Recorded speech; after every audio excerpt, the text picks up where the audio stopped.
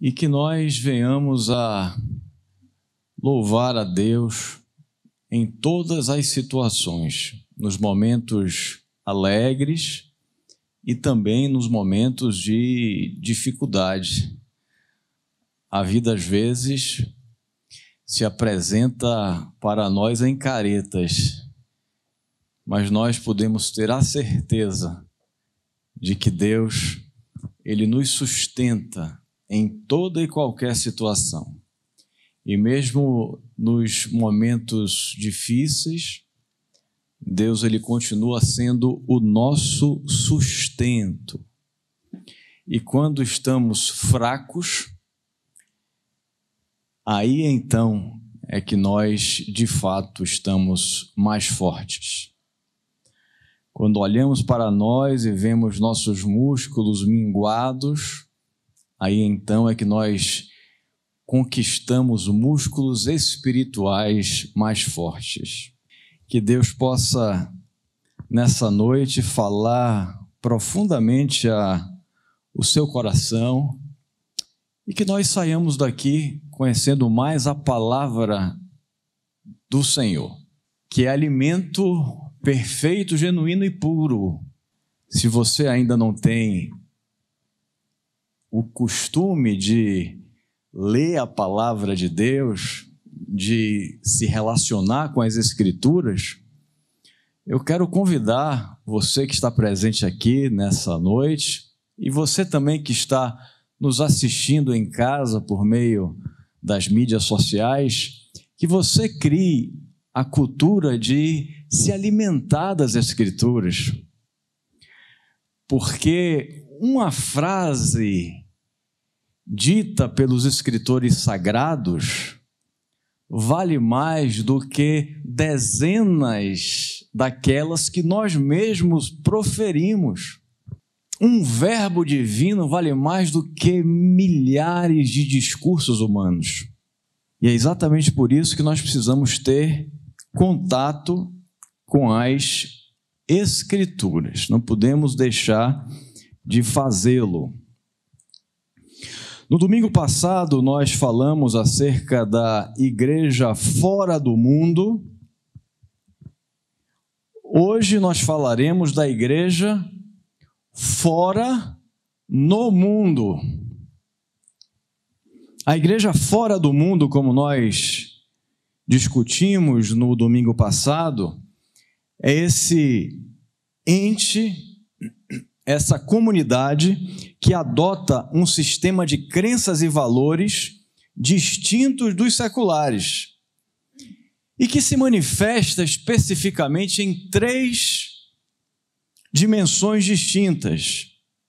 A igreja fora do mundo, ela expressa a sua saída a partir de uma vida de santidade, da edificação na verdade e na comunhão que temos com os nossos irmãos. Ser santo, como nós dissemos no domingo passado, recapitulando um pouco, é ser feliz. O pecado, ele é se ferir. É completamente diferente. Eu vi uma foto essa semana que me chamou muita atenção, que traz à luz esse projeto de santidade como o instrumento para a condução a uma vida feliz e o pecado como instrumento de condução para uma vida em ferimentos. A foto era de uma cobra, não sei se vocês já viram essa foto na internet, uma cobra que estava enrolada naquilo que seria supostamente uma presa. E ela então se enrolou naquela presa, talvez para preparar o seu jantar ou o seu almoço. E ela apertava com força aquele ser que serviria pretensamente de alimento para ela mais tarde. Só que ela não se atentou para um fato importante. aquilo que ela achava ser um alimento que iria sustentá-la futuramente, na verdade não passava de um serrote que ela espremia com força aquele metal. E quanto mais espremia para ter a sua suposta refeição, mais ela sangrava. E o pecado é mais ou menos assim. É como se nós estivéssemos apertando uma serra, achando que aquilo é alimento, quando na verdade aquilo é ferimento. O pecado é isso. A igreja fora do mundo é a igreja que vive uma vida de santidade. Vimos também que a igreja fora do mundo é a igreja dentro da Bíblia. Ela sai do mundo porque ela está dentro da Bíblia. Ela está espremida entre suas páginas. Ela tem a palavra de Deus como fundamento. Ela tem a palavra de Deus como esteio. Ela tem a palavra de Deus como sustento. Ela tem a palavra de Deus como regra de fé e de prática. Ela tem a palavra de Deus como cara. Ela tem a palavra de Deus como guia. Ela tem a palavra de Deus como bússola. Ela tem a palavra de Deus como verdade. E por fim, vimos que a igreja fora do mundo não vive na dinâmica do canibalismo, do antropofagismo, em que homens e mulheres se batalham e guerreiam uns contra os outros. É a igreja em comunhão. Não a igreja em batalha. Não a igreja de um contra o outro, é a igreja de um com o outro. Enquanto no mundo as pessoas se pelejam uma com as outras, batalham entre si, a igreja, ela se autovitamina, a igreja se autossustenta, a igreja, ela se move nessa dinâmica da amizade pura e verdadeira. É a igreja em comunhão, é a igreja que se faz de peixe, é a igreja que se faz de pão para que o irmão se alimente. Não é a igreja que se faz de dentes para ferir e machucar. E nós temos que dar exemplo. Nós temos que ser santos, vivendo a dinâmica da santidade e sendo luz para um mundo de dentes, onde as pessoas não se preocupam umas com as outras, onde as pessoas não têm responsabilidade umas com as outras, mas onde as pessoas estão querendo uma tirar da outra. Enquanto o mundo tira, enquanto o mundo luta para ter mais, a igreja em comunhão, ela luta para ofertar mais de si, para abençoar mais.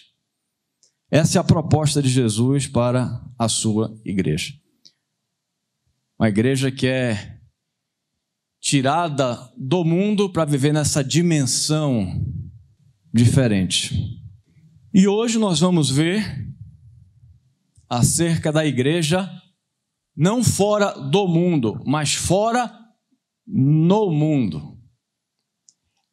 É a igreja que sai da clausura para viver no espaço público, sendo luz, sal e exemplo para as pessoas terem a consciência de que há uma esperança para esse mundo que está prestes a se desfazer.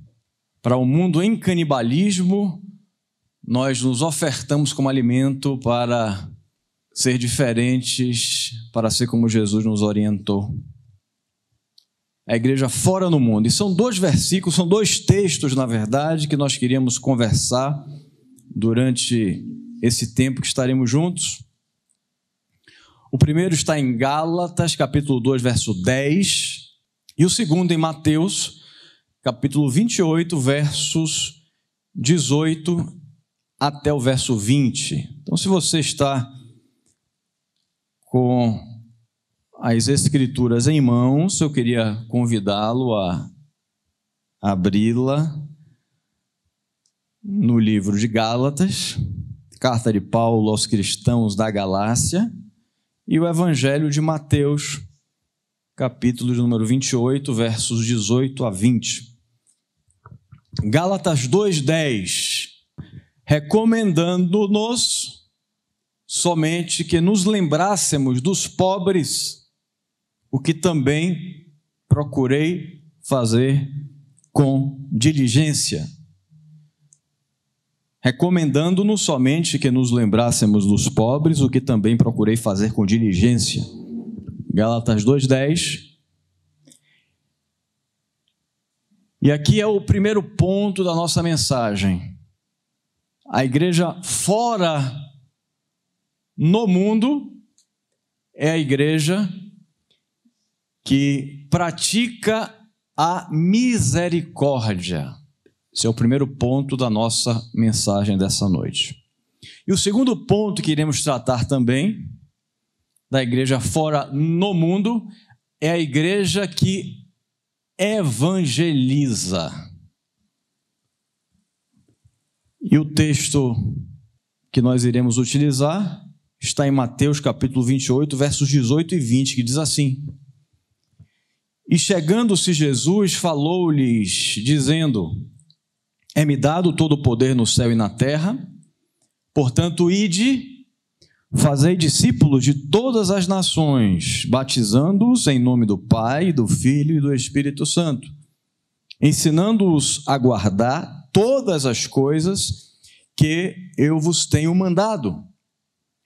E eis que eu estou convosco todos os dias até a consumação dos séculos.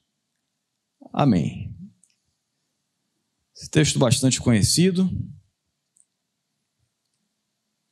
que nós gostaríamos de trazer para os irmãos nessa noite. A igreja no mundo pratica a misericórdia e evangeliza. Às vezes as pessoas se perguntam, não é muito comum as pessoas se perguntarem: mas pastor, o que é mais importante? O que é mais importante? Servir os outros, servir aos necessitados ou evangelizar? Pastor, o que é mais importante? O ensino ou a comunhão da igreja? O que é mais importante? A adoração ou a mensagem durante os cultos? É uma pergunta que nós ouvimos com certa frequência. E para responder essa pergunta, eu faço com outra pergunta: o que é mais importante, o cérebro ou o coração? O que é mais importante, o pulmão ou o rim? O que é mais importante, o pé ou a perna? Não há mais importância, há simbiose. O ministério mais importante da igreja é ser uma igreja de todos os ministérios. O ministério mais importante da igreja é ser uma igreja de todos os ministérios. Não há mais importante. Todos somos importantes, todos os ministérios têm a mesma importância. Não há ministério mais importante do que outro. Como a misericórdia é um termo que tem vários significados, é um termo que tem diferentes interpretações, é polissêmico e adquire sentido diversos. Eu quero entendê-lo aqui para ser mais claro.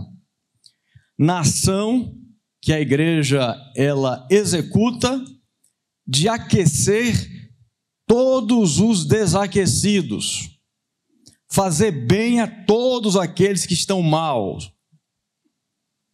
As pessoas devem sair da nossa presença com o bom perfume de Cristo. Devemos ser como um frasco de perfume que dispara sprays constantes. Ninguém pode passar pela nossa vida e sair como chegou. Se as pessoas passarem pela nossa vida, ela tem que sentir a fragrância de Cristo. Nós temos que deixar Sabe aquele perfume com spray? A gente tem que deixar o spray constantemente apertado. E onde quer que a gente vá passando, que a gente vá soltando esse spray e perfumando o ambiente. Não é verdade que às vezes a gente cumprimenta alguém que está na nossa situação atual, isso não acontece tanto, e é bom que não aconteça. Mas geralmente a gente cumprimenta alguém, e se ela tiver com um perfume, a gente depois percebe que esse perfume às vezes fica em nós também, né? Ele fica impregnado, a gente encosta e o perfume ficou. E é esse perfume de Cristo que a gente deve deixar nas pessoas. Passou pela gente, vai ser perfumado. Tocou na gente, vai receber perfume. Saiu da nossa presença, vai sair abençoado. É esse o nosso desafio. Entrou em contato, vai ser salgado, vai ser temperado. A comida que estava sem sabor, a comida que estava destemperada, ela passa a ser temperada. Ela passa a ter um aroma diferente. Ela passa a ter um sabor diferente. Ela passa a ter um cheiro diferente. Ela passa a ter um gosto diferente. Porque nós somos o bom perfume de Cristo. Nós somos o sal da terra. E a igreja que pratica a misericórdia é aquela que está com o olhar atento a todos aqueles que estão passando por algum tipo de dificuldade. São os pobres de maneira extensivamente compreendida.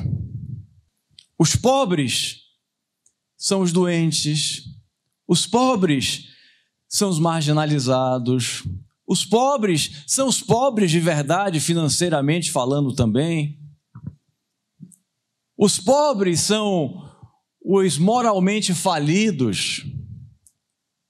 Os pobres são os doentes psiquiátricos graves, os quebrados emocionalmente.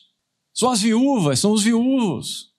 São esses os pobres. O texto especificamente aqui que nós lemos, que o apóstolo Paulo escreve, ele está recomendando de fato aqui a igreja, recomendando-nos somente que lembrássemos dos pobres, o que também procurei fazer com diligência. Ele estava afirmando que ele teve uma recomendação de se lembrar dos pobres financeiramente falando mesmo. Aqui o texto é financeiramente falando. Mas na sistemática bíblica a gente percebe que a palavra de Deus ela vai fazer essa interpretação extensiva do que seja pobreza. Pobre é todo aquele que necessita de algo com urgência. São os órfãos, os pequenos, os mal cuidados da sociedade. Aquelas crianças com a família desestruturada, que vivem na rua. São os pobres da sociedade. E a igreja, ela tem a função de cuidar de todos esses que são carentes em algum sentido, dos discriminados da sociedade.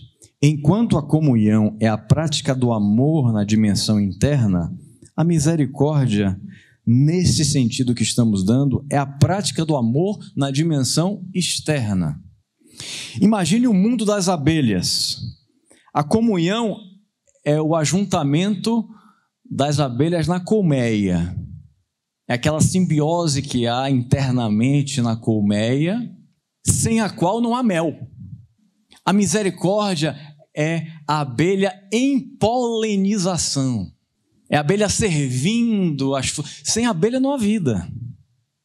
Só há vida porque há abelhas que vai polinizando as flores e vai fazendo com que haja reprodução de vida. A misericórdia é essa arte de viver fora do casulo, servindo. É a igreja polinizando o mundo para que haja vida nesse lugar. Se nós quisermos de fato sermos uma igreja que produz mel como as abelhas, nós devemos viver intensamente essa dimensão.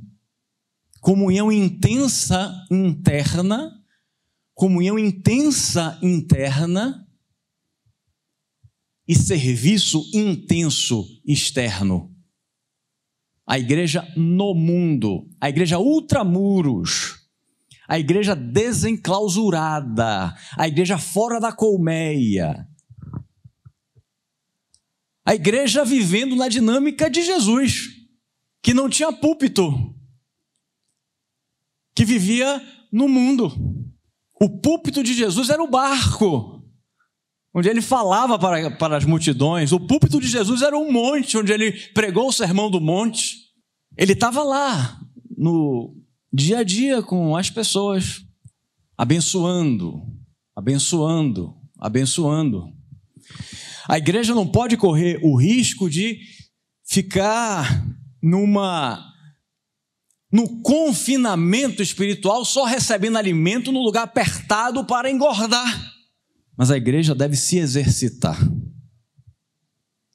E nós nos exercitamos a partir do momento que deixamos o recinto e vivemos a vida como Jesus deseja em todo lugar que nós estivermos, dando bom testemunho de Cristo onde quer que nós estejamos, fora das paredes, fora das portas.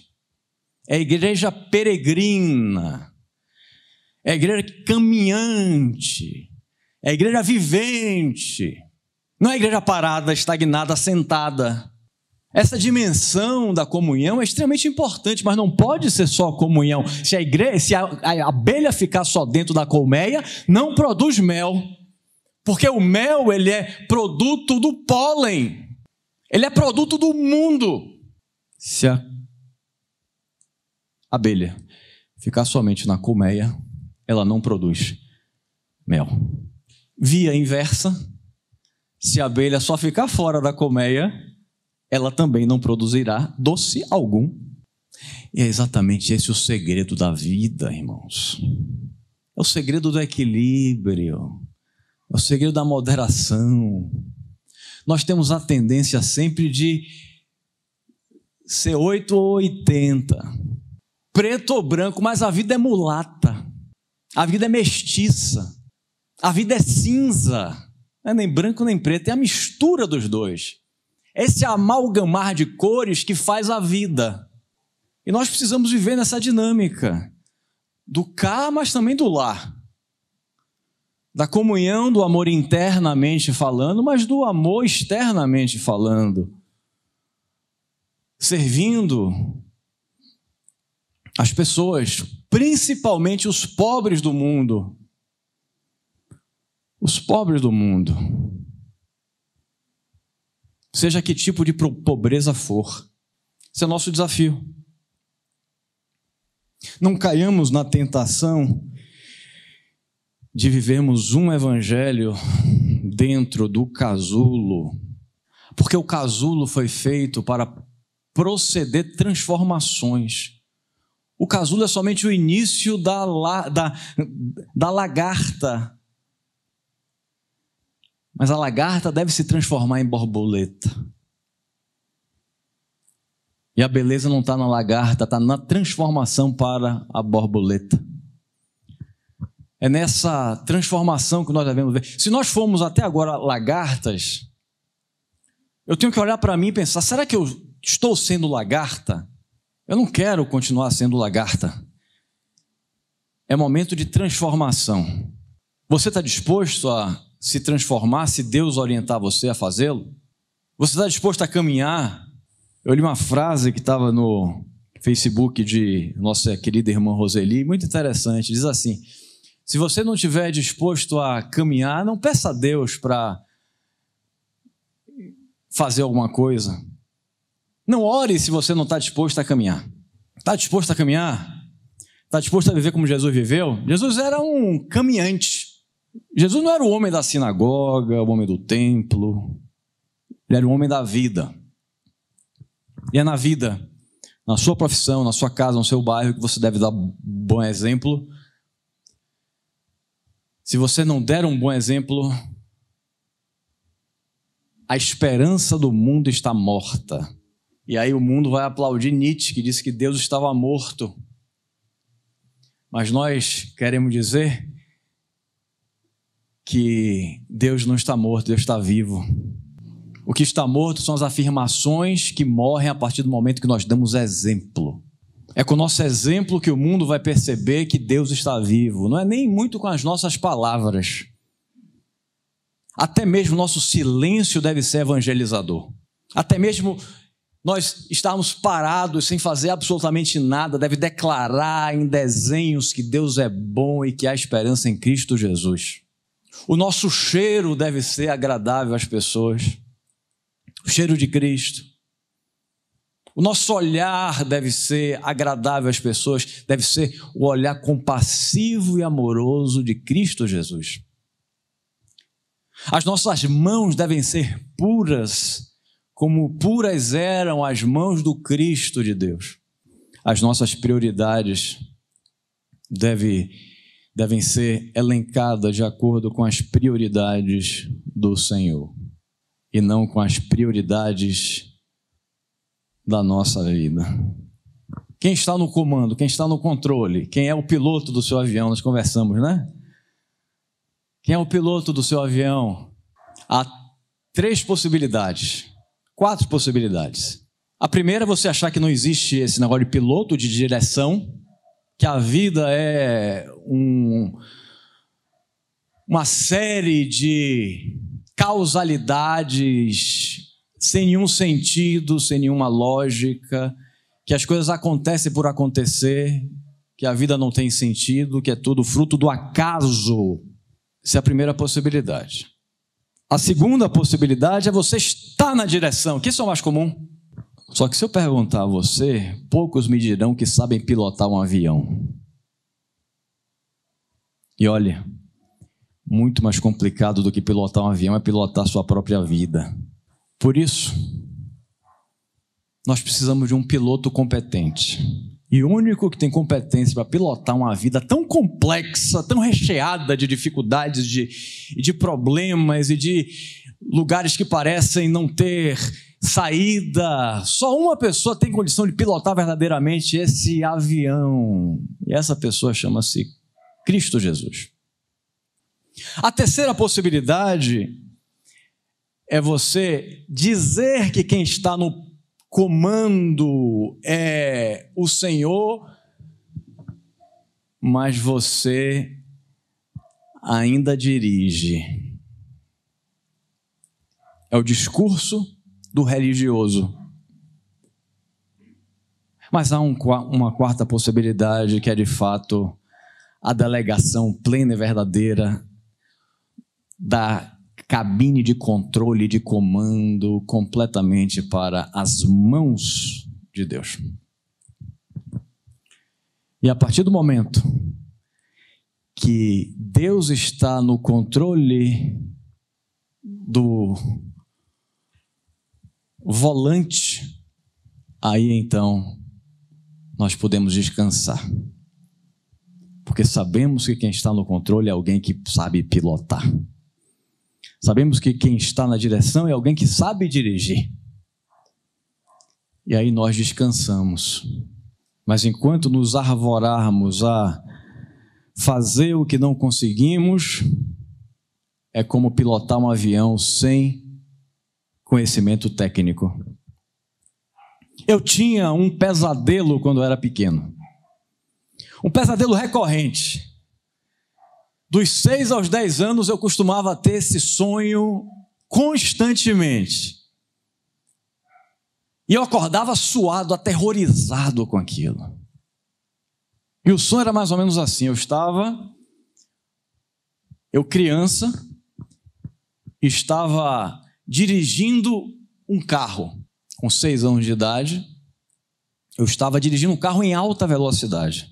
E quando eu estava ali com a mão no volante do carro, eu percebia que eu não sabia dirigir. E eu então ficava desesperado. Eu não sabia onde era o freio, não sabia o que fazer com o volante, não sabia o que era a marcha, e estava aquilo tudo ali na minha frente, eu tendo que tomar uma posição e não sabia o que fazer.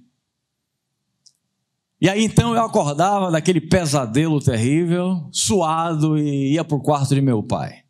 E exatamente naquele período, meu pai começou a me ensinar a dirigir.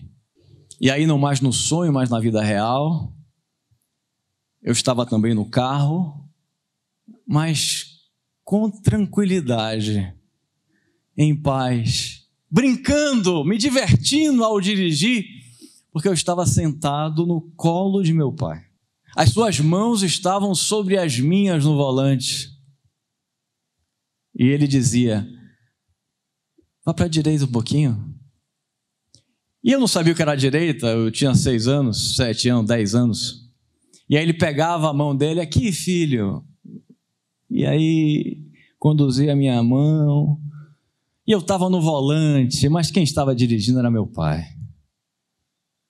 Eu estava sentado no carro, mas eu estava no colo dele. Era exatamente por isso que eu tinha paz e tranquilidade. Porque meu pai estava naquele momento comigo. Talvez seja isso que nós precisemos. Nós olhamos para a vida, para os desafios, para as possibilidades dos acontecimentos, e são muitos, e são muito difíceis de serem discernidos. As possibilidades são tantas que nem o maior jogador de xadrez tem condição de lê-las todas. Mas há um que pode nos dar a tranquilidade de sabermos que tudo será feito de acordo com a vontade dele. E ele vai solucionar todas as coisas, porque ele é o maior, é o grande enxadrista, que tem tudo em suas mãos, que sabe todos os caminhos, todas as curvas, todas as vias, todos os instrumentos, todos os mecanismos do carro, porque ele que foi aquele que construiu, ele sabe todos os caminhos, porque todos os caminhos foram abertos por ele. E nós podemos voltar a respirar de maneira adequada, porque Deus está conosco. Deus está conosco. Deus está conosco. A igreja fora do mundo é também aquela que evangeliza. E chegando-se Jesus, falou-lhes dizendo: é-me dado todo o poder no céu e na terra, portanto, ide, fazei discípulos de todas as nações. Evangelizar é a arte de possibilitar que o mundo tenha mais cores e o céu mais uma estrela. Irmãos, quando nós passamos por situações difíceis, estamos diante do luto, da dor, da tristeza intensa. Quando conversamos com alguém que acaba de perder um ente querido, nós percebemos o valor do Evangelho. O valor de não ser mais um homem, ser uma estrela. A certeza da salvação é o maior presente que você recebeu. É a maior bênção que você pode ter. Nada se compara a isso. Nada pode ser comparado. Porque o lugar do luto é o lugar para onde nós iremos um dia. O culto fúnebre é o local em que iremos chorar com o enlutado, ou para onde nós iremos para colocarmos as pessoas para chorarem. E é nesse momento que nós percebemos o valor do Evangelho, o valor de termos confiado em Cristo. Evangelizar é a ação de entregar uma bandeira branca para outro ser humano, sem se importar se ele colocará a flâmula em um pedestal de ouro na porta de entrada de sua casa ou se deixará escondida num baú antigo. O que compete a nós é entregar a bandeira branca. Se ele vai utilizar ou não é problema dele. E é uma decisão que ele fará com Deus. A nossa função como igreja no mundo é pregar o Evangelho, as boas novas de Jesus Cristo. Eu gosto da frase de Niles que diz o seguinte: evangelizar é o mendigo contando a outro onde encontrar o pão. E a verdade é que esse pão não é feito de trigo, é feito de sangue, de gritos e de calvário. porque é o pão definitivo, é o pão verdadeiramente que pode dar vida e que pode trazer esperança para a humanidade. Esta é uma tarefa que somente os cristãos podem fazer. Praticar misericórdia, até mesmo aqueles que não são cristãos podem fazer, mas evangelizar é algo que somente os cristãos podem fazer. Evangelizar é o sangue que deve passar pelo nosso corpo. É claro que há níveis diferentes e dons específicos, mas nós temos que evangelizar de alguma forma. Até no silêncio nós podemos evangelizar. E eu gosto muito, eu me alegro quando eu percebo a capacidade de alguns de evangelizar com graça e leveza, elegância e alegria, sem chavões e palavras que ninguém entende muitas vezes, que sabe implantar ou permitir o implante do evangelho no coração dos outros com doçura e simpatia, que prega o evangelho puro, pois aqueles que são ganhos pelo misturado enche a igreja de cristãos interessados e não de verdadeiros convertidos. Por isso não adianta trazer um evangelho açucarado, diluído, falsificado, porque as pessoas que são evangelizadas dessa maneira, não tenha dúvida, elas não permanecerão se um dia conhecerem o evangelho verdadeiro. Para não ter esse problema, vamos pregar o evangelho verdadeiro e aqueles que Deus chamou aceitarão o convite. Deus, Ele deseja que a sua igreja tenha a capacidade de falar acerca dele. Devemos ser como um quadro que expressa a bondade de Deus e dá esperança ao homem. Devemos ser como um quadro desenhado que dá esperança aos homens. Esse quadro que não é pintado de si mesmo, esse quadro que não é egocêntrico, esse quadro que não é pintado com a nossa face, mas a nossa face deve ser pintada pela face de Jesus. A nossa obra deve ser em glorificação à obra de outra pessoa. Há um pintor norueguês, Edvard Munch, que ele tem uma obra célebre. E essa obra é a pintura de outra. Ele desenha, ele pinta, faz um quadro belíssimo com a escultura do pensador de Rodin. E assim deve ser a nossa vida também. Deve ser uma pintura da obra de outra pessoa.